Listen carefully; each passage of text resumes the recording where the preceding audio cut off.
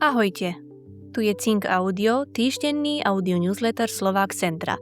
Ja som Andrea Irena Fábriová a v najbližších pár minútach vám zhrniem to najdôležitejšie a najzaujímavejšie, čo vyšlo na našom Substacku za posledný týždeň. A ešte krátka praktická poznámka, tento Cink Audio si môžete buď vypočuť, alebo si ho prečítať v textovej forme priamo na našom Substacku.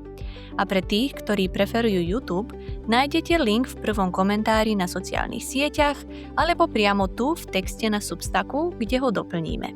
Poďme na to.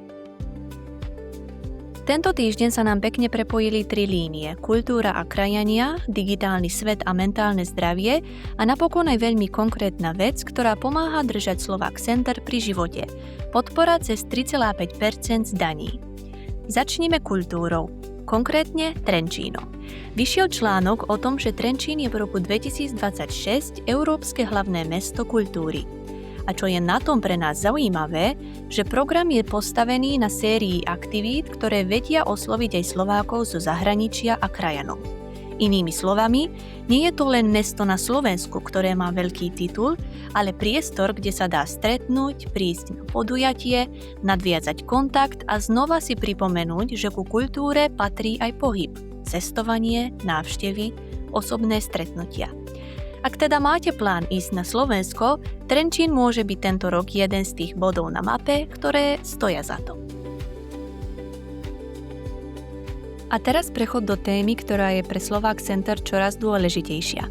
Mediálna gramotnosť a odolnosť voči dezinformáciám. V piatok vyšiel príspevok Tvoj hlas je dôležitý. Výzva vyplniť krátky dotazník, ktorý nám pomôže pripraviť európsku iniciatívu proti dezinformáciám. A toto je dobre povedať jasne. Nejde len o nejaký formulár. Ide o to, aby sme pochopili, čo ľuďom v praxi chýba, ako sa dnes orientujú v informáciách, čo ich metie, čo ich unavuje a čo by im reálne pomohlo. Pre komunitu, ktorá žije mimo Slovenska, je to ešte citlivejšie. Často fungujeme v 2 jazykoch, v 2 mediálnych prostrediach a s 2 sadami naratívov. A práve preto má zmysel, aby sme mali nástroje, ktoré sú pre nás ušité na mieru. Ak ste dotazník ešte nevyplnili, nájdete ho na našom Substacku, zaberie to pár minút, ale výsledok môže mať dlhý dosah. No a keď sme pri tom, ako nás digitálny svet formuje, tento týždeň vyšiel aj text, ktorý ide viac do hĺbky. Scrolling je nové fajčenie. Je to úvaha o brainrote, o priemysle pozornosti a o tom, kto dnes vlastne drží tú pomyselnú cigaretu.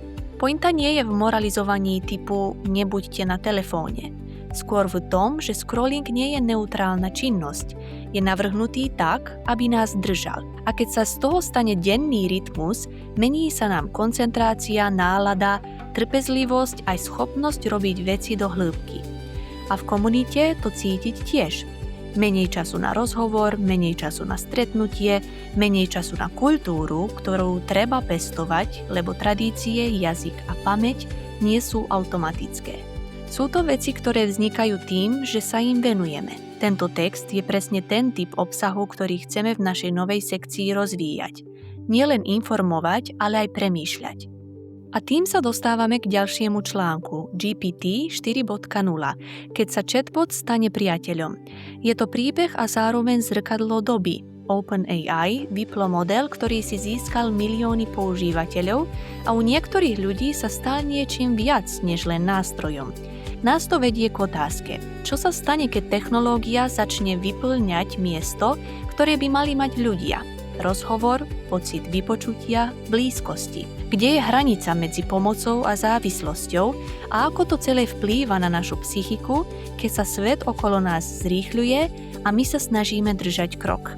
Nie je to strašenie, je to pozvánka rozmýšľať o etike, o samote, o tom, ako si nastavujeme vzťah k technológiám a ako si chránime vlastný vnútorný priestor. A na záver štandardné pripomenutie. Práve teraz až do mája máte možnosť presmerovať 3,5% z dane z príjmu na podporu Slovák Center. Bez akýchkoľvek nákladov, rýchlo a online. Formulár vyplníte za 2 minúty, naskenovaním QR kódu na obrazovke, cez link v tomto článku na Substacku, cez link na našich sociálnych sieťach alebo v prvom komentári na YouTube. Malé percento, dlhý dopad pre kultúru, pamäť a budúcnosť komunity. Ďakujem, že ste s námi, prajem vám pokojný týždeň. Dovidenia.